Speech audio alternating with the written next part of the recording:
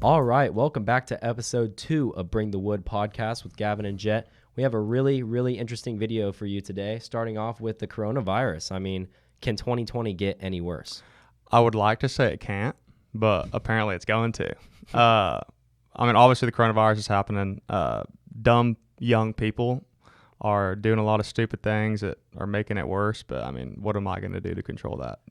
Speaking of the coronavirus, my very close family members all caught it. So it's around. I luckily tested negative multiple times, so I'm in the clear as of right now. Mm-hmm. Who knows, but it's ugly. I'm a survivor.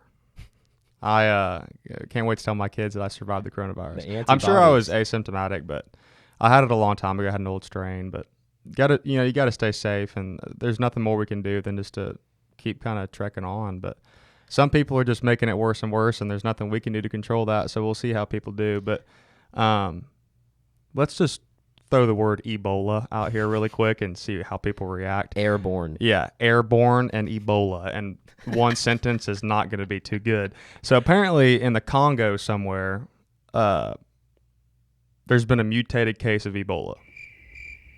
That's not good. My question is, how did they figure it out? Did they just send somebody in and be like, all right, we hear in this little village that there's airborne Ebola? I'm out. I'm not going. People don't understand if if it gets over here, it's like like toast. We're done.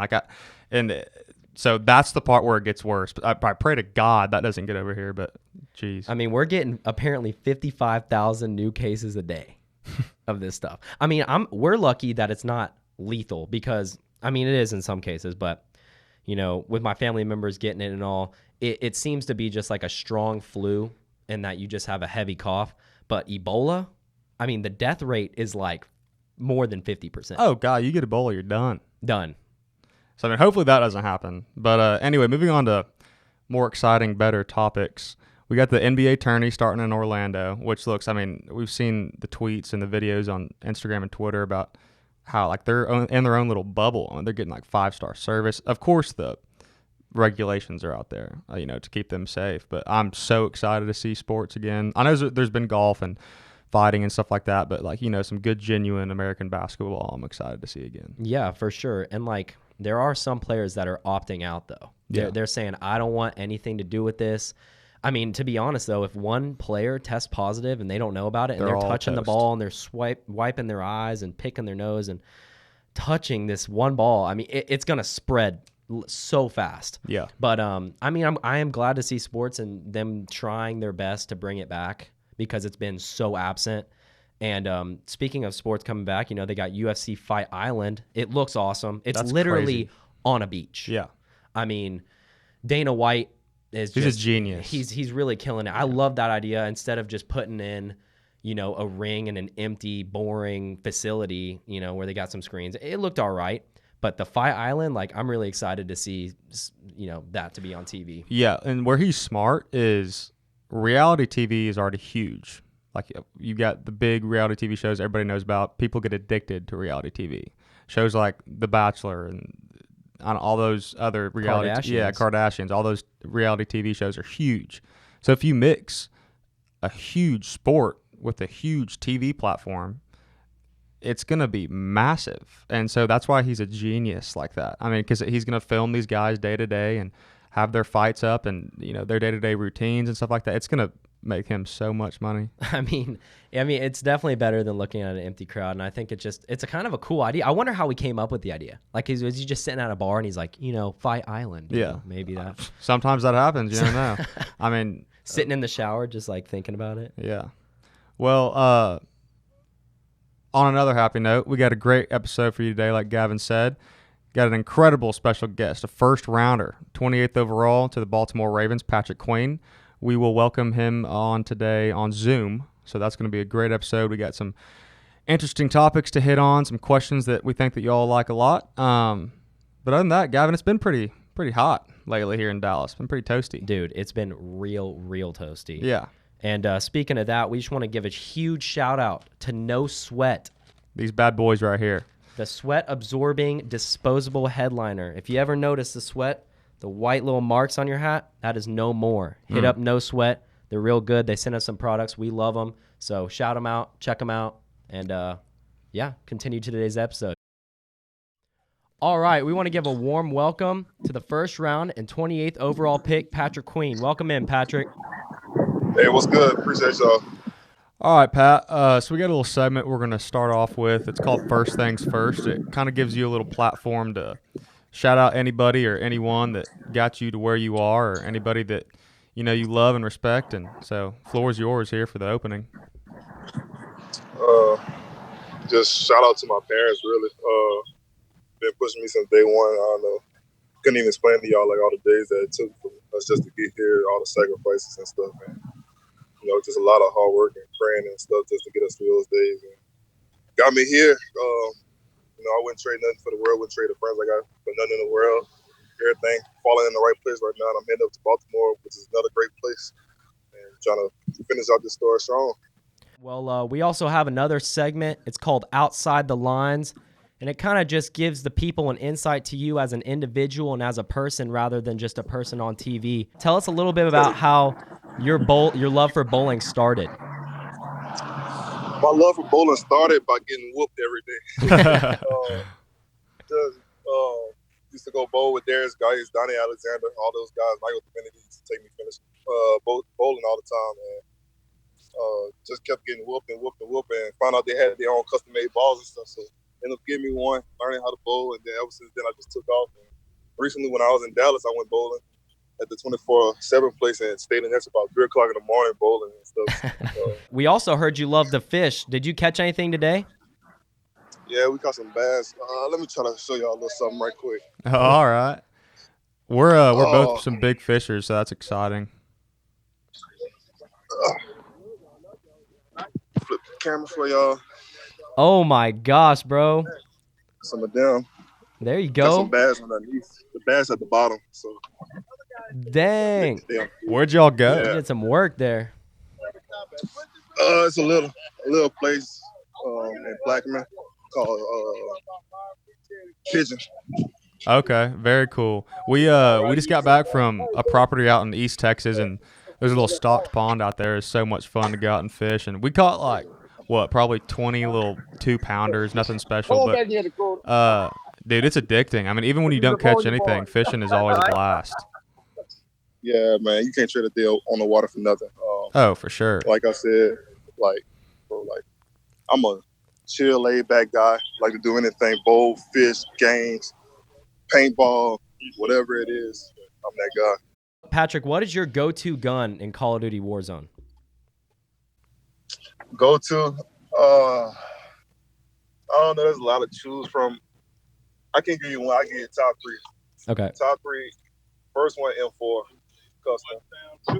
That M4 is great. A lot of control, long range. The crowd is sick. But it's gonna come in number 2 because I like the M4 better. The crowd was sick, spit faster than M4, and it's just great long range. Yeah, that growl's dangerous. Then the gun that just came out was the Vector from the old Call of Duty. That's my favorite right now for close range. Well, alrighty, we'll quit bugging you a little bit. We'll get into some football talk here. So you were recruited as an athlete going to LSU. I know you played a little bit of running back and stuff like that. How was the whole recruitment process going to a massive university down south? And what was your favorite position you played in high school or throughout Pee Wee and stuff like that? If you could reminisce on that. Coaches always show love. Corey Raymond always told me that I was gonna get that offer since I was in 9th grade. Just to stay positive with them and trust them in the process. For a long time I was upset. Probably said I wasn't going there when they wouldn't offer me. But as soon as they offered me, I committed on the spot. Never looked back. Went to college as a linebacker. For my whole senior year, I knew I was gonna play linebacker. At first, I was an athlete, but then some stuff changed, and then primarily linebacker. Just went in there. First year, we struggled a little bit learning the system. After that, it took off and got me to here. And back in the gap in the old youth days. Favorite position was probably running back. Scoring some touchdowns. Nothing could be scoring touchdowns, really. Yeah. Yeah. How was it winning a national championship?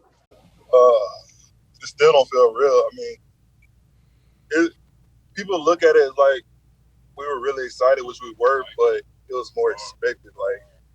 just from all the work that we put in from that spring going forward. Nobody outworked us. Like, we stayed out to practice, did our own stuff. I know the offense stayed out to practice a lot, did their own stuff. And they showed on the field this year. Offense got a lot of the shine, and they got all the credit for that. But people don't really look at how our defense played and like how good we played and how well we handle ourselves, all the adversity that we faced with injuries and new people starting, and just like I said, a lot of adversity that we faced and we overcame and held teams pretty much in the first half of every game. We pretty much held teams to 0 stats. And second half, just we couldn't finish in games, and then turn around, go to Clemson game, the championship. They starting up in the first quarter. First few drives we get shut out, then they put up, I think, like 17 in the first half. Then after that, they scored one time, so we actually finished that game. First of all, I want to say you played a hell of a game. Ended up winning defensive MVP, which is an incredible honor. What was your mindset whenever you walked into that stadium and got yourself mentally prepared? How did you separate yourself from mind and body and just sit there and prepare for, the biggest game of your life? Appreciate that. Going to that game is just like, you got to treat it like a normal game. You can't overhype yourself about it. You just got to really stay, cool-headed about it. That first half was kind of rough. I think I went in at halftime with like 2.5 tackles, maybe 3. I'm sitting in the locker room like, man, it's not how I want to play. Like, close game, and stuff just not going the way I wanted to do it. Like, just sat there and just refocused, collected myself, and then went up there. Second half, and just had a monster game in that part. All credit to God and everybody else that took part in that. And we know you just picked up your rings. How was that? Man, it's crazy.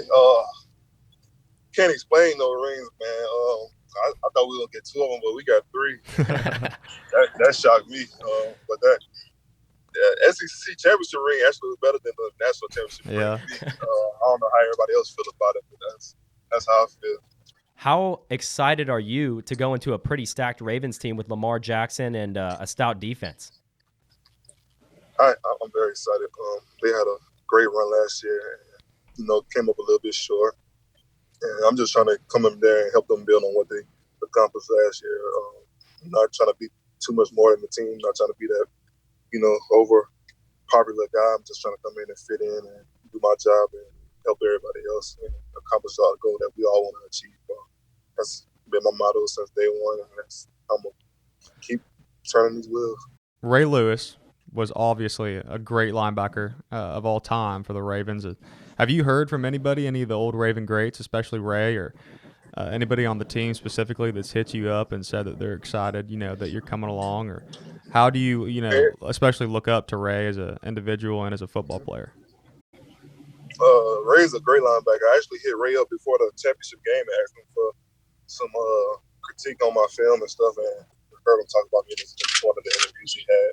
He talked about me, and somebody I watched growing up before I was passionate player with, how he led that defense. And Ed Reed actually hit me up draft night, reached out to me, congratulated me, and told me if I ever need anything, just hit him up, and he'll help me out the best he can. Who would you say, because I know you're playing the Dallas Cowboys, so I'll be watching that game, that's for sure. You better not hurt Dak too bad. But what team or offense are you looking forward to the most? The Chiefs, and that's just because they're really the hottest offense right now, and that's a great challenge. Much respect to all those guys on that team. Main reason is because I get to meet my guy Clyde and Darrell Williams. Both of them play for the Chiefs. Get to meet up with those guys and battle it out with them. Me and Clyde battled in practice a lot. He's a great running back, great friend. And I know we're going to be talking a lot of trash to each other on the field. Everybody going to think it's serious, but they just know that we just want the best for each other, and we're going to make each other work and try to take each other's heads off the whole game. So, last question. We know you're young. You're only 20 years old. You got great talent, great speed, great size. What was your mindset going through saying, I'm ready to make that next step? Just each game seeing my game progress and playing the best of the best, and evaluate my film myself and with others, and knowing what I could develop and what I could improve on. Everything to that point led up and me making my decision. And when I made my decision, I felt like that was the best thing for me, my family, and everybody around me. And the program, they had guys behind me that it's time for them to showcase their talent and, bring everything they got to the table. And Devin White was in my ear as well. And I asked him about how to push me on the NFL, and he felt like I was ready for it. So all those were my decision, and that's why I came out. Awesome. Well, we know you've got a busy day ahead of you, so we'll go ahead and let you go. But thank you so much, Pat, for having us interview you this evening, and hopefully you catch some big fish here coming up and have a good season. I'm sure we'll keep in touch. And it was great meeting you, and that's all we got for you today. Appreciate that. Same. All right, brother. Later. See you later. See you later.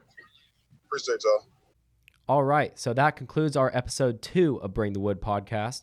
And just an unbelievable guy, man. Really cool to get to see, the personable side of him and just some of the facts and stuff that he really loves to do. And, yeah, man, unbelievable episode. Really is. I mean, he's a great guy, and it's crazy to think this guy's our same age. And like Gavin said, we want you all to get to know these athletes more than just being someone you see on TV. So a great episode, and we hope that y'all enjoyed it. And, our goal is to bring that type of content to you as much as we can. And so go ahead, and if you watched us on YouTube today, make sure to like, comment, subscribe. Let us know what you want to see. We're here for y'all as much as it may or may not seem like it. And if you listen to us on Apple or Spotify, go ahead and give us a follow. We're trying to spread out on all platforms, and we hope to keep this train rolling. And once again, this would not be possible without NoSweat. Shout out to NoSweat. Get your liners here. I mean, being a golfer growing up, you get those nasty stains on there from sweating in the hot sun, and that's eliminated with these bad boys. So that's a wrap. We appreciate y'all watching. Like, comment, subscribe. We'll see you later. Peace. Peace.